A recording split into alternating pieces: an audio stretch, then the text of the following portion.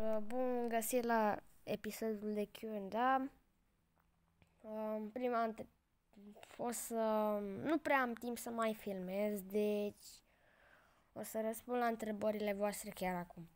1. Ce zodie ești? Păi, zodia Leu, ziua mea a fost pe 11 august. 2. De unde ești? Păi, din Brașov, din România. 3. Ai soră sau frate? Nu am. 4. Ce o să faci la 100k? Bine zis 100k.